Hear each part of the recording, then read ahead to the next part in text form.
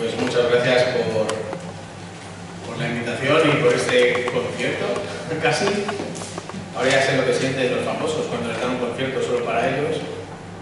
Y la verdad es que es un gozo escuchar no solo vuestras voces y el acompañamiento, sino especialmente lo que dicen las palabras y lo que dicen las canciones. Y realmente también me estaba acordando que esa es una de las maneras en las que tenemos que tener cuidado con lo que cantamos, porque luego hay que cumplirlo. Entonces, también ese es un buen llamado de atención. Estamos viendo Marcados por Cristo, pero quería hacer una pequeña pausa en esta sección de Marcados por Cristo y poder estudiar juntos algo acerca de la santidad. No solo la santidad de Dios, que lo vamos a ver así un poquito por encima, sino especialmente lo que la santidad tiene que ver conmigo en el día a día. Y ha habido un versículo que últimamente ha estado dando muchas vueltas en mi cabeza y está en la primera carta que escribe el apóstol Pedro. Y si tenéis las Biblias me gustaría que fueseis ahí. Primera carta de Pedro, capítulo 1. Y comenzando en el versículo 13, dice, por tanto, es decir, como consecuencia de todo lo que he dicho anteriormente, ceñid vuestro entendimiento para la acción, sed sobrios en espíritu, poned vuestra esperanza completamente en la gracia que se os traerá en la revelación de Jesucristo. Como hijos obedientes, no os conforméis a los deseos que antes teníais en vuestra ignorancia. Recordad también los que visteis ayer, lo que estuvimos viendo. Y este es el versículo 15. Sino que así como aquel que os llamó es santo, así también sed vosotros santos. Pero no se acaba ahí. Y esta es la parte del versículo que ha estado dando vueltas en mi cabeza. En toda vuestra manera de vivir. Después Pedro lo explica. Porque está escrito, sed santos, porque yo soy santo, y es una cita de Levítico, es una cita que se repite en Deuteronomio, es una de las perfecciones de Dios que más se repiten, su santidad. Pero sed santos en toda vuestra manera de vivir. Y es muy curioso que sea Pedro el que haga este llamamiento. ¿Por qué? ¿Cuál es la característica esencial? Si tienes que resumir la primera epístola de Pedro en solo una palabra, ¿qué palabra sería? La palabra es sufrimiento. Y ese es uno de los temas. Es verdad que es un tema extenso que trata esta carta, pero no es el único tema.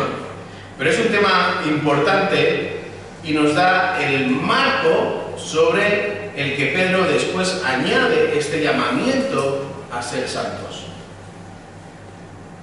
¿Por qué se dice, o por qué podemos resumir esta carta de primera de Pedro en esta frase, o con esta palabra de sufrimiento? Recordáis, Pedro está escribiendo en un momento en el que los cristianos son perseguidos. Los cristianos están siendo expulsados de sus familias, de sus ciudades, de la vida religiosa, de las sinagogas, de la vida pública, también las sinagogas. Estaban fuera de todos los lugares. Estaban siendo perseguidos, además ahora también políticamente, por Nerón, que era el máximo emperador del Imperio Romano. Y entonces la persecución que antes había comenzado simplemente en Jerusalén, auspiciada por Saulo, antes de ser Pablo, ahora esa presión se va extendiendo y va creciendo por todo el imperio hasta el punto que son los cristianos aquellos que sirven como antorchas humanas en los puentes que cruzan Roma, en el río Tíber.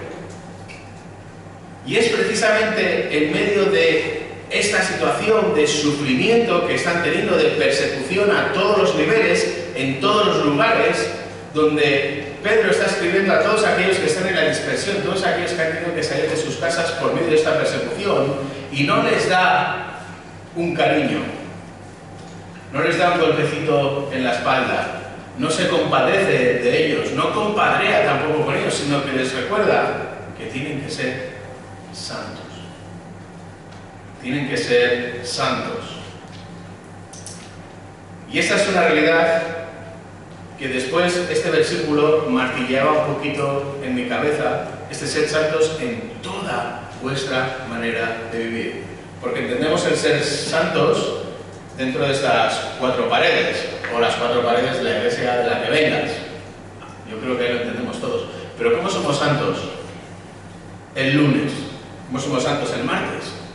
¿Cómo somos santos cuando estamos en casa solos?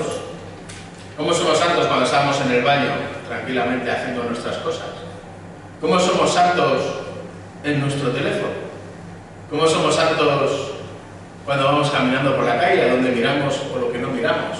¿Cómo somos santos cuando hablamos con aquellos que no forman parte de la iglesia y perdemos ese halo en ocasiones que solemos llevar? Y esa es la realidad que Pedro les recuerda en medio de una situación completamente ajena. ¿Y por qué? En primer lugar, porque Dios es santo. Y esa es la perfección, el atributo de Dios que más se repite y de hecho impregna el resto de las perfecciones de Dios. Recordáis en primera carta de Juan, capítulo 1, versículo 5, Dios es luz y en él no hay tinieblas. Eres muy limpio de ojos y no puedes ver el mal ni puedes tener relación con el agravio. Habacuc 1:13. Se canta acerca de la hermosura de la santidad de Dios, por ejemplo, segundo libro de Crónicas 20:11. Santo, santo, santo, Señor de los ejércitos, es el grito de Isaías, es el cántico en Isaías capítulo 6, versículo 3. Entonces, por un lado, Dios es santo y es perfectamente santo, y por otro, nosotros, sus hijos, somos llamados a ser santos en toda vuestra manera de vivir.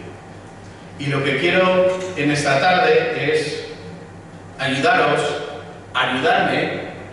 a cruzar esta cuerda floja. La cuerda floja es ese momento en el que tienes que pasar por un cable que está tendido en el aire y donde tienes que caminar por un espacio de 3 a 4 centímetros manteniendo el equilibrio hasta llegar a una meta. Y en cierto modo la santidad es así.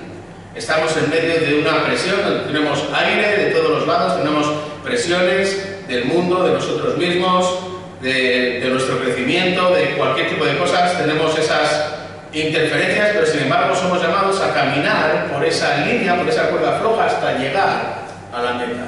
¿Cómo podemos caminar por esa meta? ¿Cómo podemos cruzar un cable que parece imposible? Pues la santidad es esa herramienta que nos ayuda a caminar por esta cuerda floja.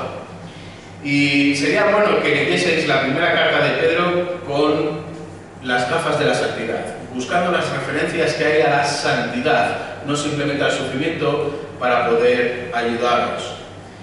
Y cuando llegamos a estos versículos, y especialmente nos vamos a centrar en el capítulo 2, versículos del 1 al 5, ahí Pedro nos va a presentar 2 ayudas para caminar en santidad.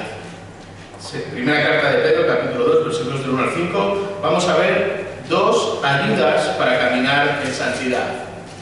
La primera va a ser la palabra, versículos del 1 al 3, y la segunda va a ser Cristo, versículos del 4 al 5.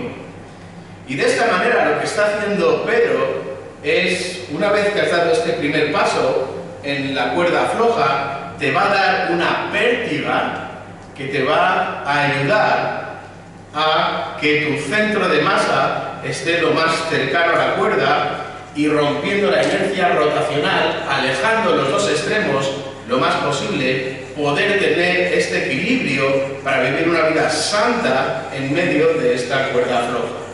Y esta pértiga tiene 2 lados. Por un lado está la palabra, versículos 1 al 3, y por otro lado está Cristo, versículos del 4 al 5.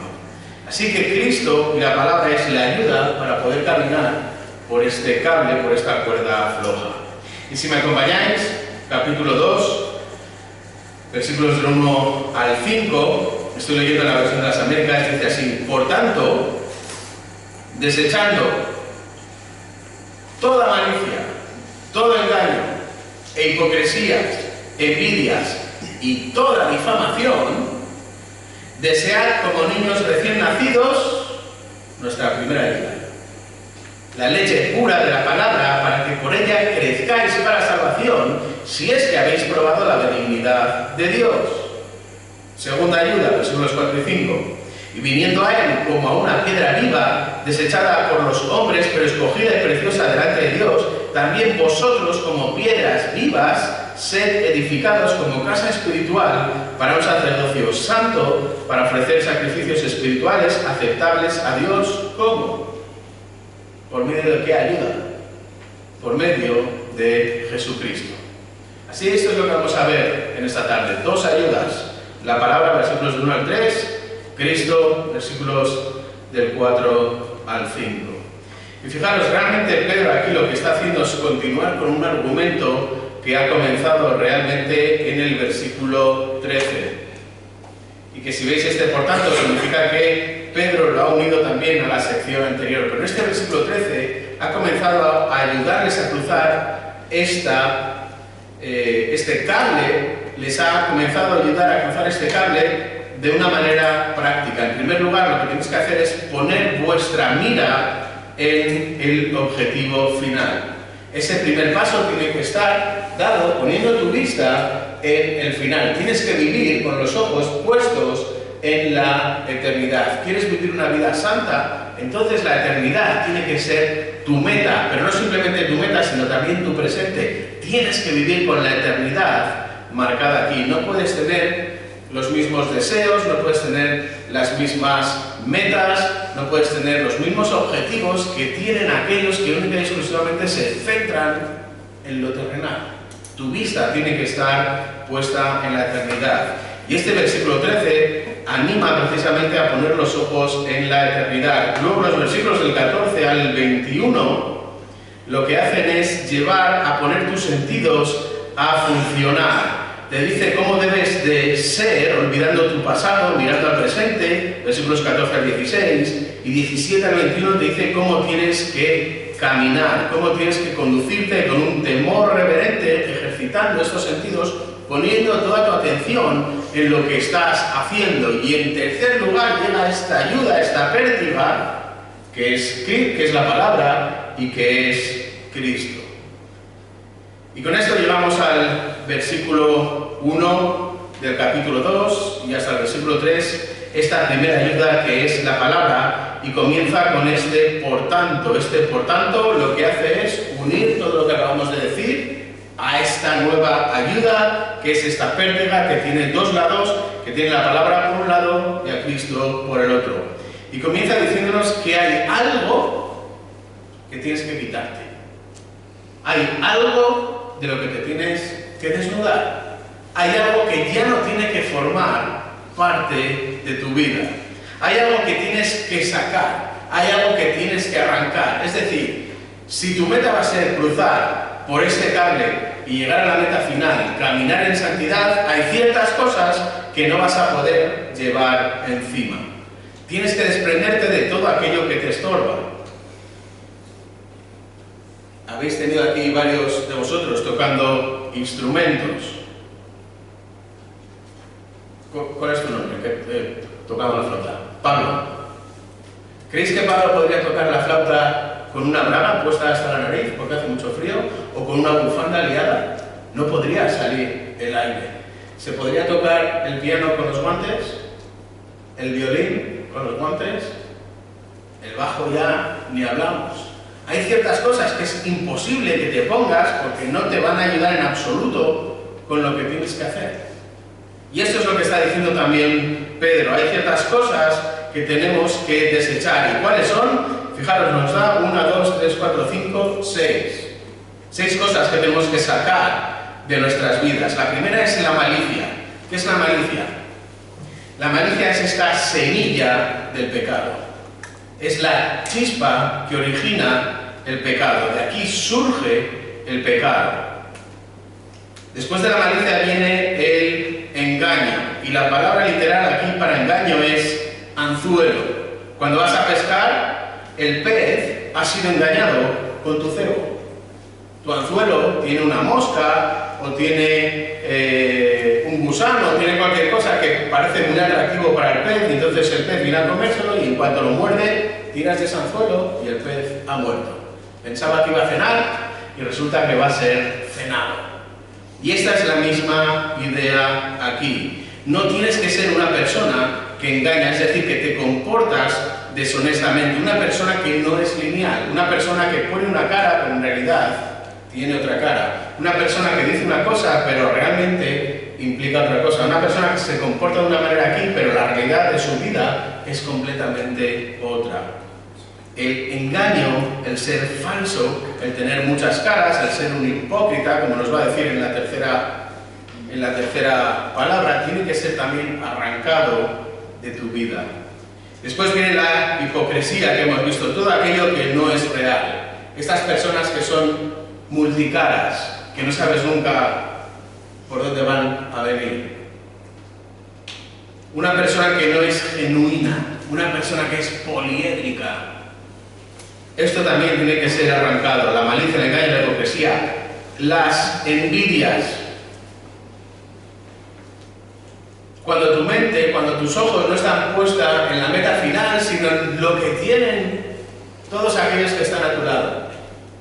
Ya sea cosas materiales, ya sea conocimiento, ya sea que mira qué ojos más bonitos, o mira qué físico tiene no sé quién, o qué físico tiene no sé cuál, o qué voz, o qué bien toca el piano, o qué bien toca este instrumento, qué bien toca lo que sea, y es esas envidias. O mira qué casa tiene, o mira qué padres, o mira qué hermanos, y mírame a mí, las envidias. Y todas estas envidias lo que hacen es generar ¿qué?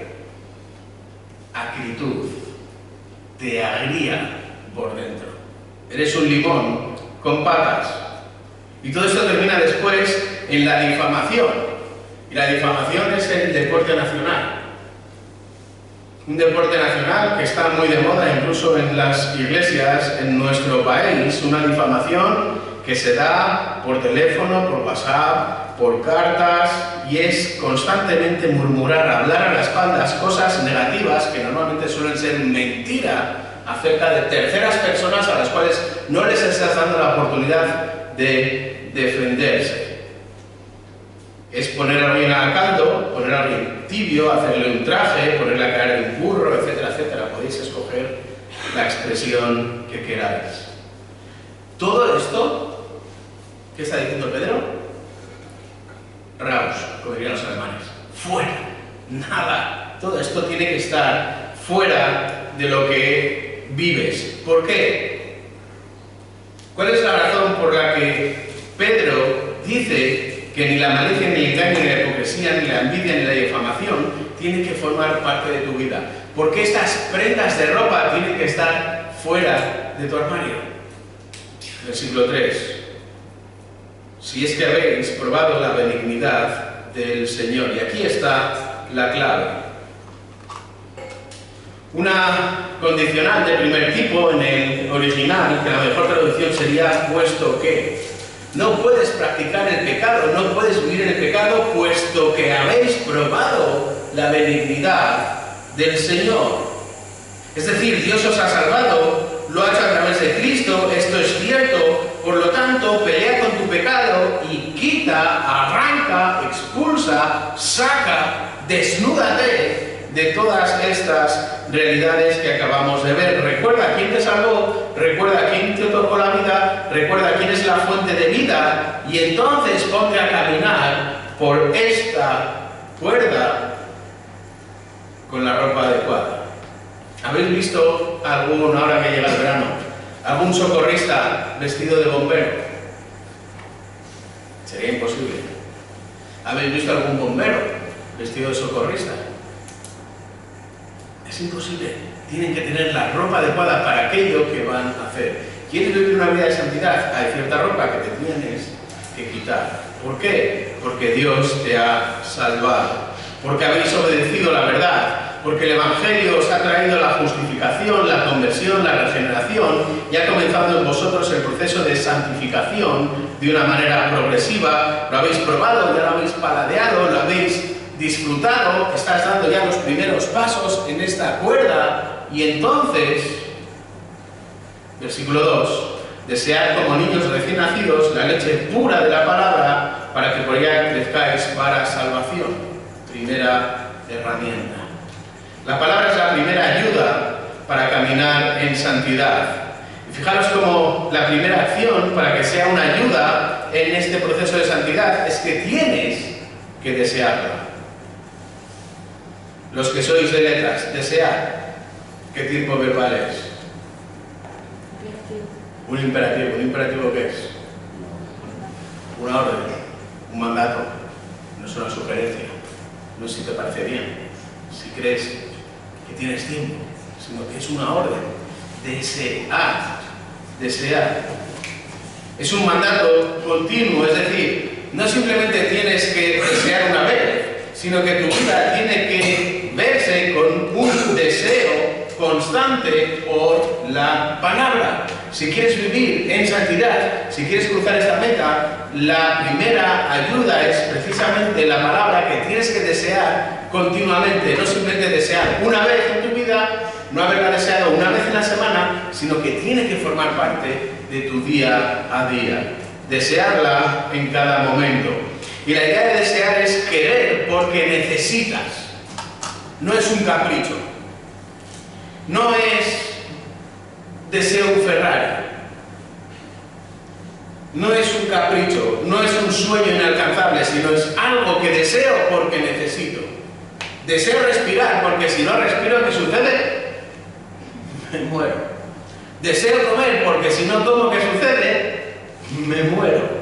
Necesito la palabra, deseo la palabra porque si no tengo la palabra, no voy a poder cruzar por esta puerta. Y encontramos muchas afirmaciones acerca de esta realidad. El Salmo 119, prácticamente todos y cada uno de sus versículos hablan de la palabra de Dios, de la necesidad de la palabra de Dios. Lo llama mandamientos, lo llama palabras, lo llama palabra, lo llama de muchas maneras, pero es la misma idea. Casi con agonía desea la palabra de Dios. Y Jesús también conocía, anhelaba y utilizaba la palabra de Dios constantemente. Y es algo que lo vemos como el propio Jesús, cada vez que es preguntado, contesta, es decir, basa sus contestaciones en la propia palabra. Los que estáis aquí en Orfila y estáis siguiendo el Evangelio de Lucas, es una constante de Jesús. Respuestas basadas en la palabra. Y cómo la palabra también se va cumpliendo. Y lo que hay que anhelar entonces es con la misma intensidad que lo hace un niño recién nacido. ¿Por qué lloran los bebés? ¿Alguna vez os lo habéis preguntado? Las mamás pueden responder. Básicamente es por dos cosas. Una, porque necesitan ser limpiados. Dos, porque tienen hambre. Y es ese deseo, ellos todavía no comprenden que van a comer. Y tienen ese deseo por la comida, que lloran con esa desesperación porque saben que si no comen se van a extinguir. No saben que su madre los va a alimentar y lo va a hacer constantemente por el resto de su vida. Y es este mismo deseo constante, como los niños pequeños, como los bebés, como los lactantes, los que tienen que llevarte a desear la palabra para poder caminar por esta cuerda floja que es la santidad. Y es muy interesante que además diga que es esta leche pura de la palabra.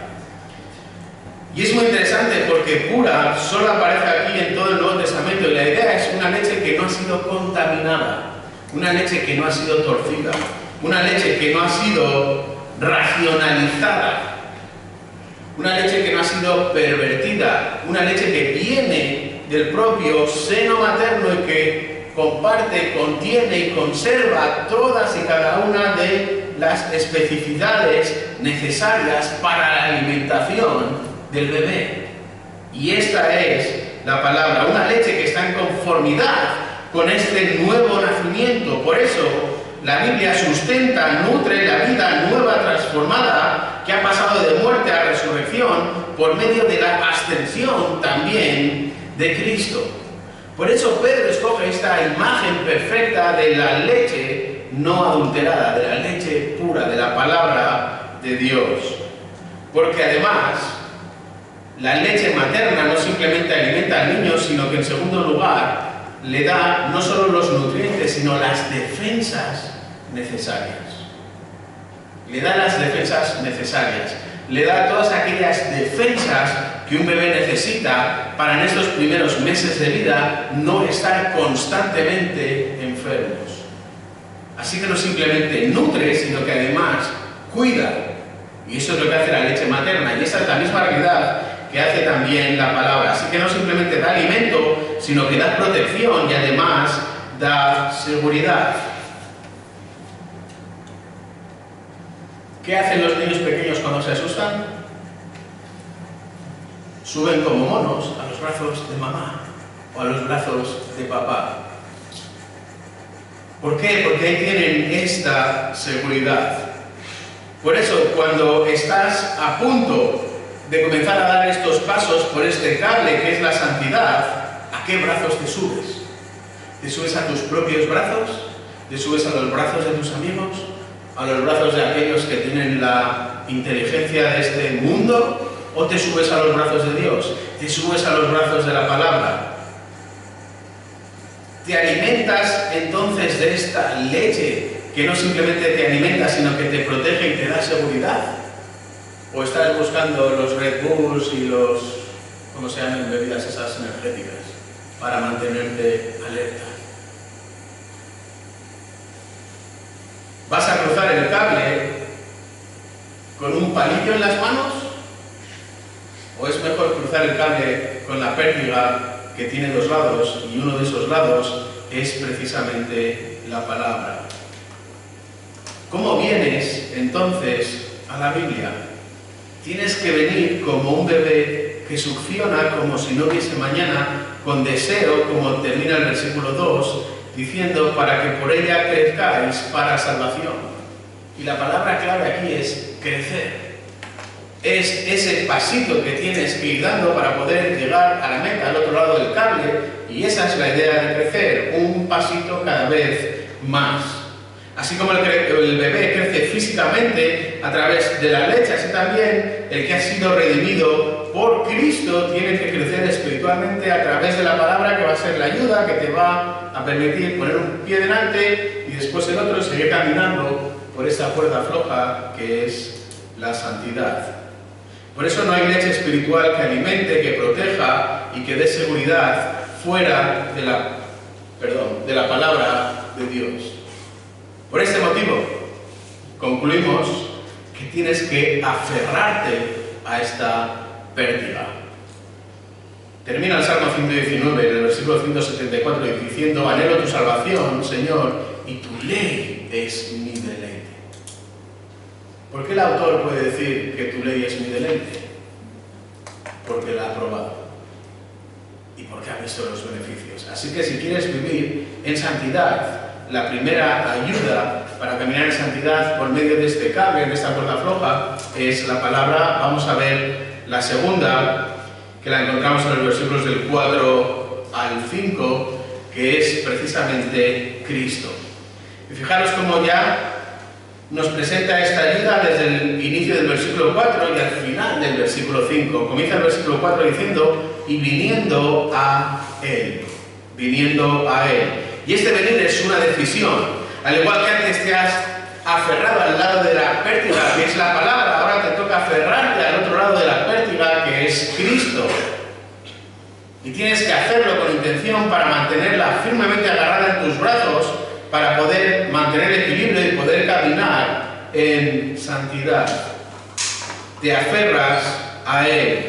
Es mantener esta comunión permanente, íntima y personal, es acercarse para continuar en una vida de adoración. Por eso antes nos ha dicho que hemos tenido que quitar el pecado en las 6 formas diferentes que nos ha dicho de nuestra vida para poder caminar con Cristo, ayudados por la palabra, en este cable de la santidad. Y aquí es donde el privilegio espiritual comienza, porque esto es lo que nos hace tener la ventaja sobre el resto del mundo. Si Dios te ha salvado en Cristo, tienes dos ayudas valiosísimas para cruzar este cable de la santidad. Lo que tienes en tus manos, que es la palabra, y Cristo. Aférrate a estas dos ayudas. Y fijaros cómo Cristo no es un cualquiera, porque Pedro lo llama una piedra viva. Y fijaros que está hablando de piedra, no está hablando de guijarro. La idea no es una de esas piedras que vas caminando por la calle y le pegas una patada, sino que esta piedra a la que se refiere Pedro es esta piedra grande que se solía utilizar como cimiento de un edificio. Recordad que habéis estudiado muy probablemente en Historia del Arte cómo construían los romanos y cómo cimentaban todo perfectamente y luego iban colocando las piedras y las iban cortando de manera perfecta, que no era necesario tener mortero en medio de cemento para poder unirlas, y cómo el propio peso del diseño mantenía la estructura hasta nuestros días. Hasta nuestros días. Y mirad el acueducto de Segovia, por ejemplo, y no sé si aquí también hay algún tipo de construcción. Por eso lo importante, la piedra importante, la primera, la que tiene sentido, es esta piedra viva. Pero quiero haceros una pregunta: ¿habéis visto alguna piedra viva? Porque una piedra normalmente ¿qué es? Es algo inerte, que no tiene vida por sí misma. Así que esto es una curiosidad. ¿Por qué Pedro dice que es una piedra viva? Pues lo dice porque esta piedra es Cristo y porque Cristo vive, porque se levantó de los muertos. Es la piedra viva sobre la cual se edifica tu salvación, sobre la cual se edifica no solo tu salvación personal, sino sobre la cual se edifica también la iglesia. Es decir, tú eres otra piedra que te juntas con otras piedras para ser cimentadas sobre Cristo y formar lo que es la iglesia, que tiene una expresión local, donde nos reunimos, y una expresión universal con todo lo que serían las iglesias formadas. Sin embargo, hay un pero, y este es un pero que es trágico, un pero que es decepcionante, porque esta piedra viva nos dice que fue rechazada por los hombres. Fue rechazada por los hombres. Y es muy interesante este verbo rechazar, porque no es rechazar simplemente como cuando te ofrecen publicidad por la calle y le dices no gracias, sino que en este caso es rechazar cuando tú has cogido esta piedra y la has examinado. La has pesado, la has examinado, la has medido, has visto todos los cortes que tiene, has visto que encaja perfectamente, has visto que es la piedra ideal, cumple con todas las funciones. Sin embargo, en tu soberbia coges esta piedra y la tiras al montón de las piedras que han sido despreciadas. Es decir, los hombres, el mundo, han rechazado el fundamento que Dios da a su iglesia, que es Cristo. Los hombres, el mundo, han rechazado al único que les puede dar vida eterna. La piedra viva, preciosa, la han pesado, la han medido, la han examinado y la han puesto en el montón de las piedras descartadas. Por eso es muy importante que sepas, que reconozcas, que entiendas lo que significa que Cristo es la piedra viva. Porque esta es una respuesta que tienes que dar hoy. Es Cristo la piedra viva sobre la cual estás edificando tu casa. Es Cristo aquel que te ha salvado. Es Cristo aquel en el que has venido confesando tu inutilidad, tu incapacidad como persona para salvarte por ti mismo. Y si Dios te ha salvado por medio de Cristo, entonces estás siendo servicial, estás sirviendo, estás dejando que este Salvador sea el Señor de tu vida. Estás despojándote de todo aquello que tenías antes para poder caminar por esta cuerda que es la santidad, agarrándote de un lado de la palabra y por otro de este Cristo, de esta piedra viva. Esta piedra viva que aunque los hombres la han rechazado, sin embargo, versículo 4, Dios dice que ha sido escogida y preciosa. Dios también examinó esta piedra. Dios también tomó esta piedra viva. Dios también la evaluó, la midió, la pesó, la observó. Y sin embargo, Dios fue el que dijo: esta es mi piedra escogida. Y esto es lo que significa realmente la elección. Cristo, mi escogido. Dios miró a Cristo y dijo que era perfecto para ser la piedra angular. Cada ángulo era perfecto, Él es la piedra angular, y Dios lo confirma cuando no simplemente Cristo muere, sino cuando es levantado de la muerte para inaugurar este camino hacia la salvación. Vosotros, el mundo, rechazó a Cristo, pero Dios lo afirmó, Dios lo confirmó. Por eso Él es la piedra viva elegida, es preciosa, y esa piedra nos ayuda a cruzar por este cable que es la santidad. Por lo tanto, y así termina el versículo 5, también vosotros, como piedras vivas, sed edificados como casa espiritual para un sacerdocio santo, para ofrecer sacrificios espirituales aceptables a Dios. ¿Cómo? Por medio de Jesucristo. Y observa los beneficios de estar en Cristo. No solo eres salvado, sino mira cómo te va a ayudar a cruzar por este cable. También vosotros como piedras vivas. Y fijaros, una cosa es llegar a ser una piedra viva y otra es convertirte en una piedra viva. ¿Sabes qué significa esta frase? Significa que eres un Cristo en miniatura. Esa es la palabra cristiano. Es un honor, es un privilegio que Dios te da a través de Cristo de formar parte de un edificio cuya piedra principal es Cristo. Es un honor, es un beneficio tener esta vida eterna que tú no has ganado, sino que la ha ganado la piedra angular por ti, y que estás componiendo con el resto de piedras vivas un edificio que está basado, asentado en Cristo. Y por lo tanto, tienes que ser edificado como casa espiritual para un sacerdocio que es santo. Y de nuevo, ¿quién escogía a los sacerdotes en el Antiguo Testamento? No había oposiciones. No había un llamado, tengo el llamado a ser sacerdote. No. Era Dios el que escogía a sus sacerdotes. Y había una serie de cláusulas que tenían que cumplir para llegar a ser sus sacerdotes. Y esta es la misma idea que encontramos aquí.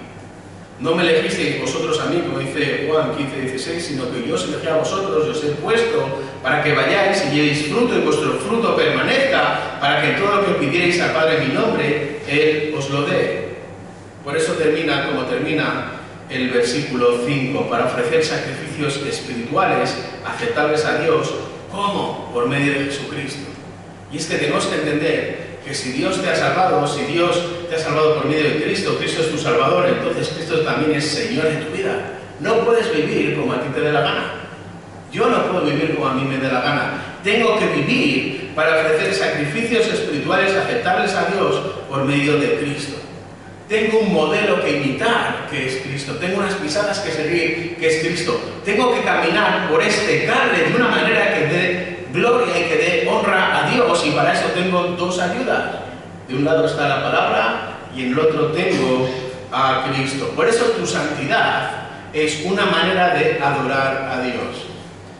Hemos adorado por medio de las canciones, pero la manera en la que tú vivas ahora, mañana, pasado mañana, en un mes, cuando lleguen los campamentos, cuando lleguen las vacaciones, cuando estés solo, también va a dar gloria o va a traer reproche al nombre de Dios. Por eso las piedras vivas no están dispersas, no están aisladas, no están en desorden, no están amontonadas, no están esparcidas en el campo, sino que cada una es colocada e insertada en un edificio cuya piedra angular es Cristo. Así que esto también nos llama y nos recuerda que tenemos que cuidar de aquellos que están a nuestro lado. Las personas que tienes en el banco delante, en el banco detrás, delante, a tu lado, tienes que cuidar que también ellos sean una piedra que esté colocada en su sitio. Si hay alguna a tu lado que es una piedra que está a punto de caerse, tienes que ayudarla a volver a colocarla dentro. Caminar por esta cuerda que es la santidad también implica que tienes que ayudar a aquellos que son tus hermanos, a aquellos que Dios te ha colocado al lado en esta iglesia. Por eso la imagen de piedras vivas que se edifican en una casa espiritual cuya piedra angular es el Cristo, también nos habla de la única unidad que se puede dar en la iglesia, que es la unidad en Cristo. ¿Por qué? Porque Él es la piedra viva. Así que estas son las dos ayudas para caminar en santidad, la palabra y Cristo. Así que echa mano de estas dos ayudas en tu día a día para seguir adelante. ¿Tenemos una oración para finalizar o hay algo más que haya o no sé? ¿Sí? ¿Terminamos? Bueno, pues tenemos una oración. Padre, gracias por tu palabra y gracias por presentarnos estas dos ayudas para poder caminar en santidad. Gracias por la ayuda de la palabra y especialmente también gracias por la ayuda de Cristo. Gracias porque tu palabra misma nos recuerda la ayuda de la palabra con el Salmo 119, versículo 105, y lámpara es a mis pies tu palabra y luz para mi camino. Y vemos como tu palabra realmente afecta la manera en la que camino, porque da luz a mis pies y también da luz a mi camino. Es aquella que marca el cable por el cual tengo que cruzar. Y gracias también por Cristo, gracias por la imagen de Cristo, gracias por ese primogénito de entre muchos hermanos y gracias porque también eres la ayuda que nos permite poder cruzar con esta pértiga y este cable que es la santidad, agarrados y aferrados por un lado a la palabra y por otro a Cristo. Así que gracias por esas dos ayudas. En el nombre de Jesús.